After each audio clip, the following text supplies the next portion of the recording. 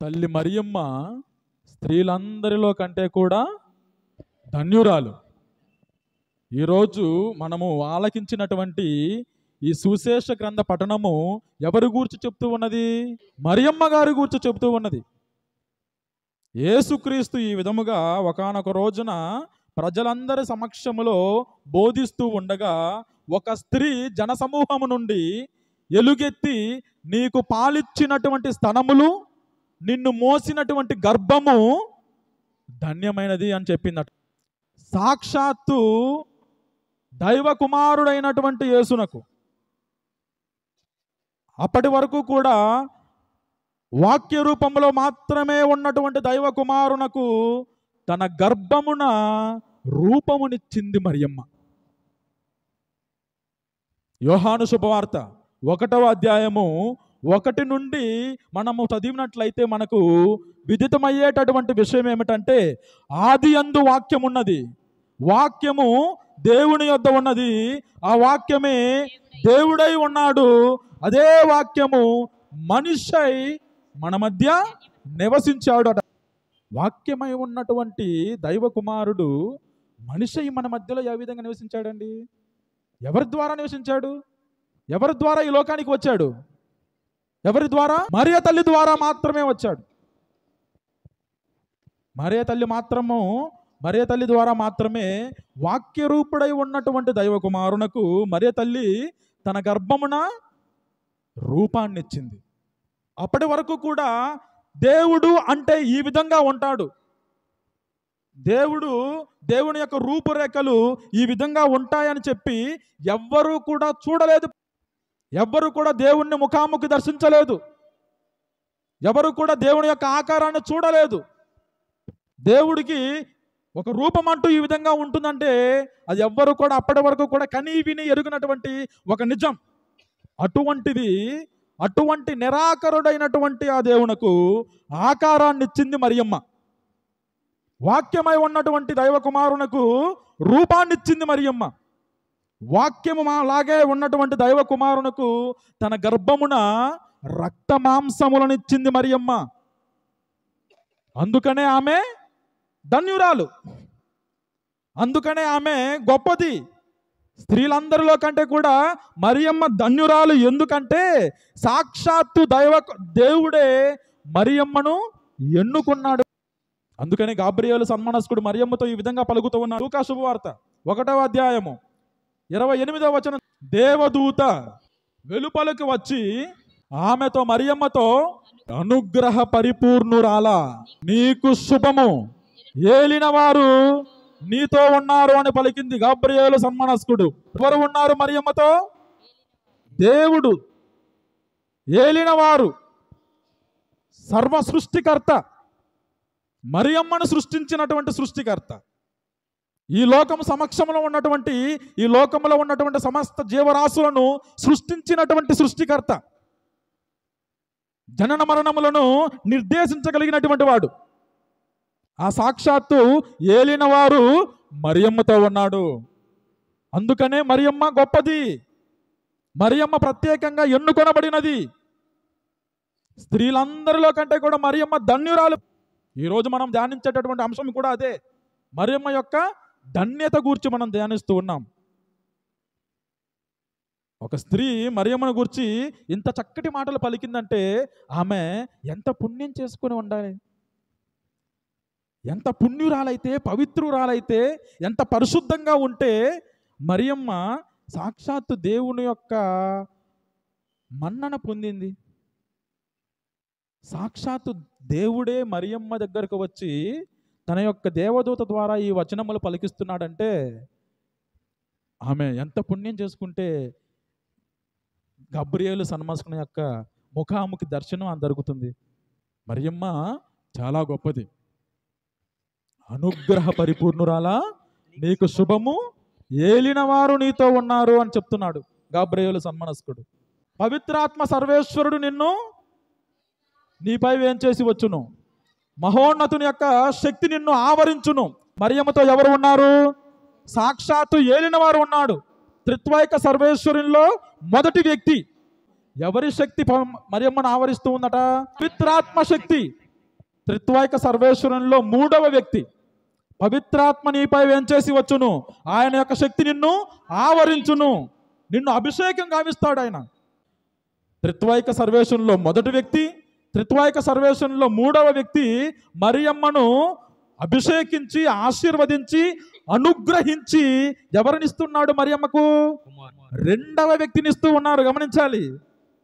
క్రీస్తు భగవానుని మరియమ్మ యొక్క గర్భము ద్వారా ఈ లోకానికి ప్రసాదిస్తూ ఉన్నాడు. త్రిత్వైక సర్వేశ్వరులో ఉన్నటువంటి రెండవ వ్యక్తి, పుత్రుడైన సర్వేశ్వరుడు క్రీస్తుని వాక్య రూపుడై ఉన్నటువంటి రెండవ వ్యక్తిని మనకు యేసు రూపంలో మనందరికీ కూడా ప్రసాదిస్తూ ఉన్నాడు. మరి మరియమ్మ యొక్క ధన్యత అంతటితో ఆగిపోయిందంటారా? ఆగలేదు. మరియమ్మ యొక్క ధన్యత అంతటితో ఆగలేదండి. మరియమ్మ యొక్క ధన్యత కొనసాగింది. చూడండి, లూకా శుభవార్త 1వ అధ్యాయము 42వ వచనం. ఎలిజబెత్ అమ్మ ఎలుగెత్తి ఈ విధముగా అన్నదట, స్త్రీలందరిలో కంటే కూడా నీవు ఆశీర్వదించబడిన దానవు, నీ గర్భఫలము ఆశీర్వదించబడినది. ఎలిజబెత్ అమ్మ మరియమ్మను గూర్చి, ఆమె ధన్యతను గూర్చి బోధిస్తూ ఉన్నది. స్త్రీలందరిలో కంటే కూడా మరియమ్మ, నీవు ఆశీర్వదించబడిన దానవు, నీవు పవిత్రురాలవు, పరిశుద్ధురాలవు, ఎన్నుకొనబడిన దానివి, నీ గర్భఫలము ఆశీర్వదించబడినది. ఎవరు గర్భఫలము? యేసు. మరియమ్మ గర్భంలో ఉన్నటువంటిది సాక్షాత్తు దైవ కుమారుడైనటువంటి యేసు. యేసు ఆశీర్వదించబడ్డాడు, మరియమ్మ యొక్క గర్భఫలము. కాబట్టి మరియమ్మ యొక్క ధన్యత చూడండి. వెంటనే ఎప్పుడైతే గాబ్రియేలు సన్మానస్కుడు మరియమ్మతో మంగళవార్త చెప్పిన వెంటనే ఆమె ఏం చేసింది? తన బంధువైనటువంటి ఎలిజబెత్ అమ్మ గర్భము ధరించిందో, వృద్ధురాలైనటువంటి ఎలిజబెత్ అమ్మకు సహాయం చేయాలని చెప్పి మరియమ్మ అక్కడ నుండి పరుగులెత్తిందట. ఈ సంఘటన గురించి మనం నేర్చుకోవాల్సినటువంటి విషయం ఏంటంటే, ఎవరైతే దేవుని చేత ఆశీర్వదించబడతారో, ఎవరైతే దేవుని చేత అనుగ్రహించబడతారో, దేవుని చేత ప్రత్యేకంగా ఎన్నుకొనబడతారో, దేవుడు ఎవరినైతే బాగా ధారాళంగా సమృద్ధిగా ఆశీర్వదిస్తారో అటువంటి వారు గర్వం పోక, అహంభావంతో ఉండక పొరుగు వారికి చేయూతని అందించాలి, ఆపదలో ఉన్నవారిని ఆదుకోవాలి, ఇరుగు పొరుగు వారితో సత్సంబంధాలు కలిగి ఉండాలి. దేవుడు నన్ను ఆశీర్వదించాడు, ఎందుకని? నేను వేరే వారికి ఆశీర్వాదకరంగా మార్చబడాలి కాబట్టి. ఇది మరియమ్మ చేసింది. అందుకనే ఆమె ధన్యురాలండి. ఆమె యొక్క ధన్యత కేవలము దేవుడు ఆమెను ఎన్నుకున్నాడని, ఆమెను అనుగ్రహించాడని, ఆమె ద్వారా దైవ కుమారుని ఈ లోకానికి తీసుకువచ్చాడని మాత్రమే కాదు.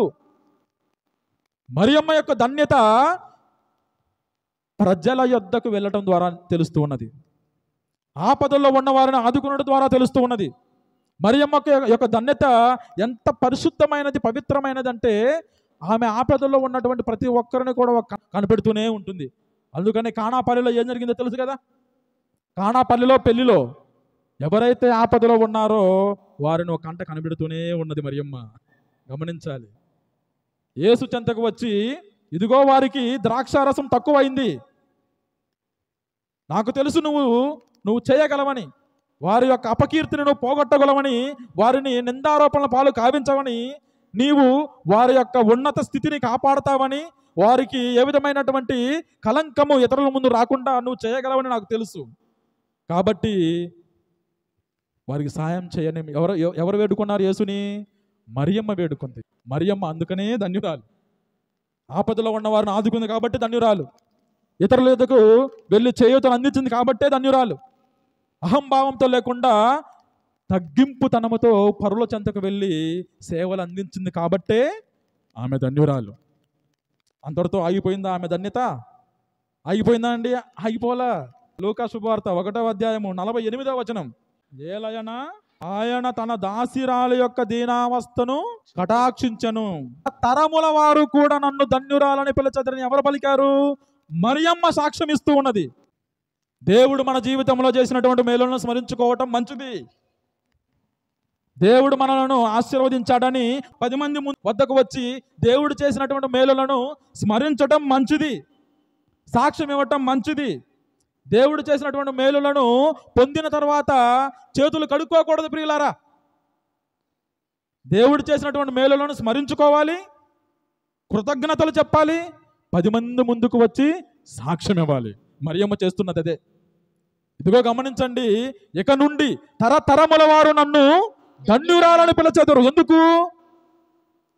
నేను దేవుని యొక్క చిత్తానికి తలొగ్గాను గనుక, దేవుని యొక్క చిత్తము నా జీవితంలో నెరవేర్చబడాలని నేను విశ్వసించాను గనుక, సాక్షాత్తు ఆ దేవుని యొక్క దైవ కుమారుడు నా జీవితంలో నా గర్భమునందు ప్రవేశించి నా ద్వారా ఈ లోకానికి రావాలని నేను సమ్మతిని తెలిపాను గనుక తరతరముల వారు నన్ను ధన్యురాలని పిలచెదరని మరియమ్మ సాక్ష్యం ఇస్తుంది. అందుకే ఆమె ధన్యురాలు, ఆమె గొప్పది, ఆమె పుణ్యస్త్రీ, ధన్యస్త్రీ, ఆమె పరిశుద్ధురాలు. చాలా మంది అనుకుంటూ ఉంటారు, మీరు కథోలికులు మరియమ్మను పూజిస్తారని చెప్పేసి. మరియమ్మను మనం పూజించట్లేదు, పూజకు అర్హుడు ఒక్క దేవుడు మాత్రమే. మరియమ్మను మనము గౌరవిస్తూ ఉన్నాం. మరియమ్మను మనము ఆమెకు ఉన్నటువంటి అమ్మ స్థితిని మనం గౌరవిస్తూ ఉన్నాం. ఆమె ధన్యురాలు గనుక, ఆమె పుణ్యస్త్రీ గనుక, ఆమె పరిశుద్ధురాలు గనుక, పవిత్రురాలు గనుక, దేవుడి చేత ఎన్నుకొనబడినది గనుక మనం ఆమెను గౌరవిస్తూ ఉన్నాము. జపమాల ద్వారా మరియమ్మ ఇచ్చినటువంటి ఆ జపమాల ద్వారా సాక్షాత్తు బైబిలు గ్రంథమునందు ఉన్నటువంటి ఈ శుభవచనములను మనము నెమరు వేసుకుంటూ ఉన్నాం, జపిస్తూ ఉన్నాం. ఎవరైనా కానీ మీ దగ్గరకు వచ్చి మరియమ్మను గురించి కానీ లేకపోతే మంగళవార్త జపమును గురించి కానీ మీరు మాట్లాడుతూ ఉన్నా, లేకపోతే శంకిస్తూ ఉన్నా, మిమ్మల్ని శోధిస్తూ ఉన్నా, ప్రశ్నిస్తూ ఉన్నా, మీలో సందేహాలను కలిగిస్తూ ఉన్నా, మీరు చెప్పవలసినటువంటి బైబిల్ గ్రంథ వచనములు లూకా శుభవార్త 1వ అధ్యాయము 28వ వచనం, లూకా శుభవార్త 1వ అధ్యాయము 32వ వచనము, 35వ వచనము, 42వ వచనము, 48వ వచనం. సాక్షాత్తు బైబిల్ గ్రంథమున ఉన్నటువంటి మంగళవార్త జపము. ప్రియులారా, మరి మరియమ్మ ధన్యత అంతటితో అయిపోయిందా? అవలేదు. మరియమ్మ ధన్యత కొనసాగుతూనే ఉంది. ఏ విధముగా? లూకా శుభవార్త 11వ అధ్యాయము 27, 28 వచనం. ఆయన ఇట్లు పలికినప్పుడు జన సమూహములో ఒక స్త్రీ, నిన్ను మోసిన గర్భము, నీకు పాలిచ్చిన స్తనములు ధన్యమైనవి. నిన్ను మోసిన గర్భము, నీకు పాలిచ్చినటువంటి స్తనములు ఎవరివండి? పరిశుద్ధ కన్య మరియమ్మవి. అందుకే ఆమె ప్రత్యేకం, అందుకే ఆమె గొప్పది. ఈ ప్రపంచంలో ఇప్పటి వరకు కూడా, అప్పుడు ఇప్పుడు ఎప్పటి వరకు కూడా ఎవ్వరు కూడా కనీ విని ఎరుగునటువంటి రీతిలో మరియమ్మ దైవ కుమారునికి అమ్మ అయింది. మనందరి యొక్క జననము మరియమ్మ గర్భం ద్వారా యేసుక్రీస్తు పుట్టినటువంటి జనన రీతి ఒకటి కాదు. ఆమె కన్యగానే ఉంది, కన్యగానే జన్మనిచ్చింది, కన్యగానే మరణించింది, కన్యగానే పరలోకానికి కొంపోబడింది. అపోస్తుల కార్యములు 1వ అధ్యాయము 14వ వచనము.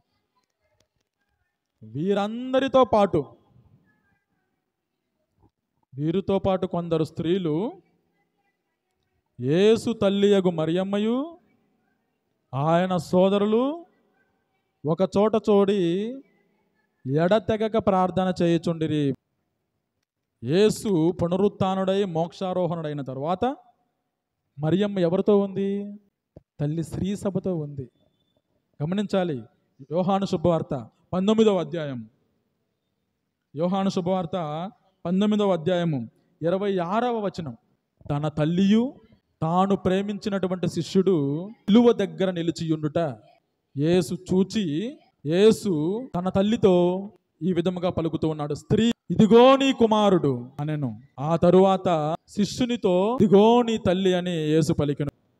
యేసు శిలువ మీద వేలాడుతూ ఉన్నప్పుడు ఆ శిలువ క్రింద మరియమ్మ మరియు భక్త యోహాను అపోస్తులందరిలో కంటే కూడా చిన్నవాడైనటువంటి యోహాను, ఇద్దరు కూడా అక్కడ నిలిచి ఉండుట చూచి శిష్యుణ్ణి పిలిచి, ఇదిగో నీ తల్లి, ఇదిగో నీ కుమారుడు అని మరియమ్మను అప్పటి వరకు కూడా తన అమ్మాయినటువంటి, తన తల్లి అయినటువంటి మరియమ్మను శిష్యునికి తల్లిగా ఇస్తూ ఉన్నాడు.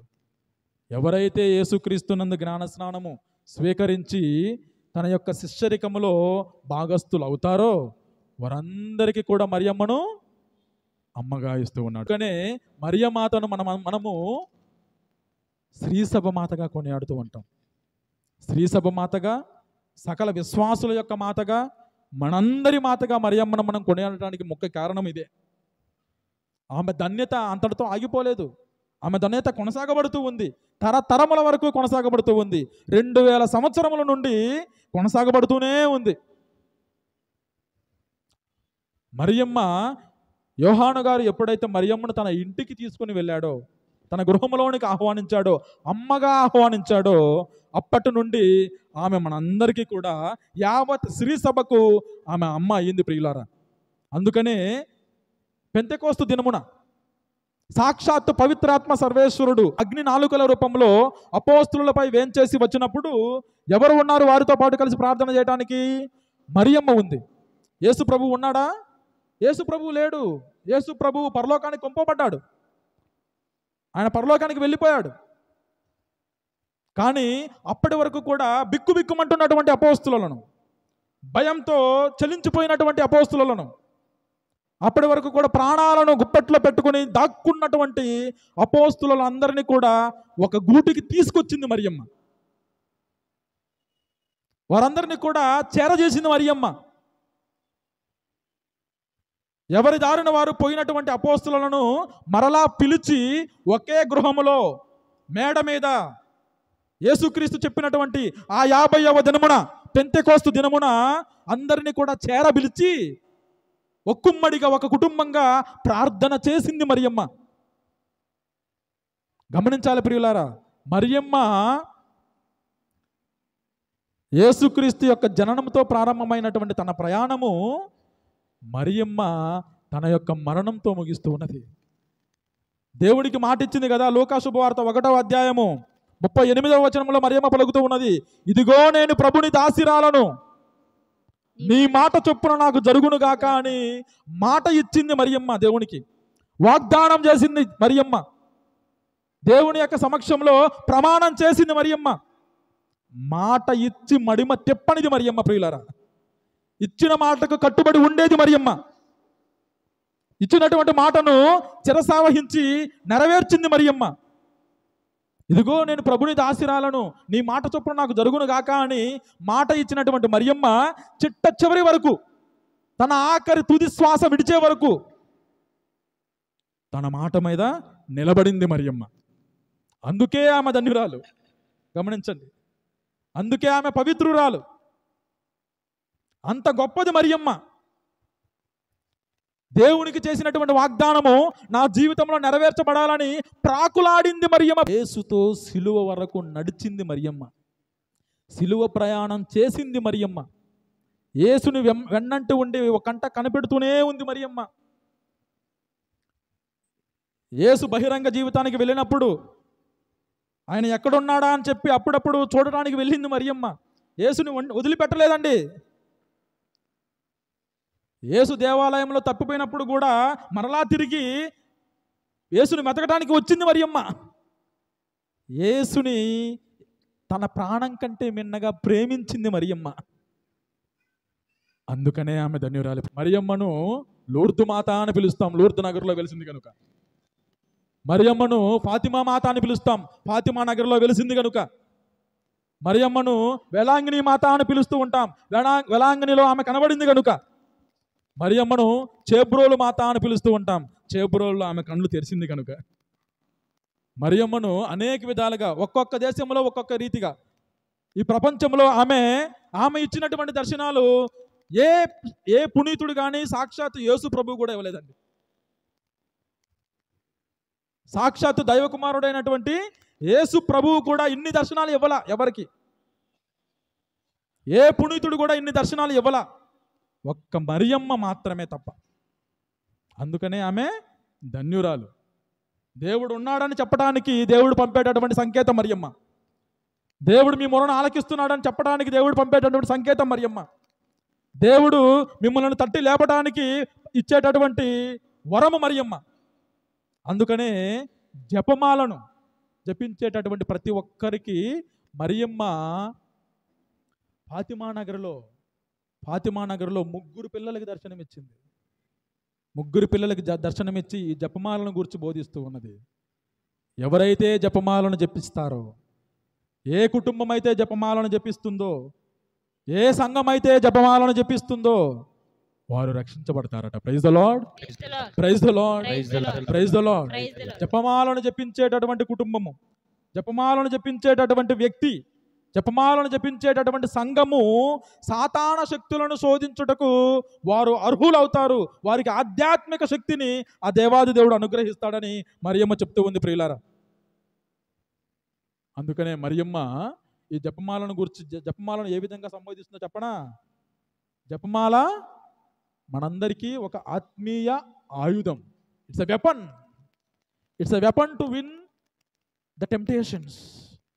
It's a weapon to win our problems. It's a weapon, it's a solution to all of our problems. మన సమస్యలన్నిటికీ కూడా పరిష్కారం జపమాల. మన ఆర్థిక, మానసిక, ఆరోగ్య సమస్యలకు, వ్యక్తిగత సమస్యలకు, మన కుటుంబ సమస్యలకు, మనలో ఉన్నటువంటి ప్రతి సమస్యకు పరిష్కారం జపమాల. మీకు కుటుంబ సమస్యలు ఉన్నాయా? కుటుంబంలో జపమాల చెప్పండి. మీకు వ్యక్తిగత సమస్యలు ఉన్నాయా? జపమాల చెప్పండి. మీకు ఆర్థిక సమస్యలు ఉన్నాయా? జపమాలను చెప్పండి. మరియమ్మ మీ సమస్యలను తన కుమారునికి వెల్లడిస్తుంది. మరియమ్మ మీ యొక్క ప్రాబ్లమ్స్ని తన కుమారుని యొక్క చెవిలో చెప్తుంది. కానాపల్లిలో చేసింది అదేగా. తన కుమారుని చెంతకు వెళ్ళి వారికి సమస్యలుంది, పరిష్కారం చేయమని చెప్తుంది, అద్భుతం చేయమని చెప్తుంది. మీ యొక్క సమస్యలకు పరిష్కారం జపమాల అవ్వాలి.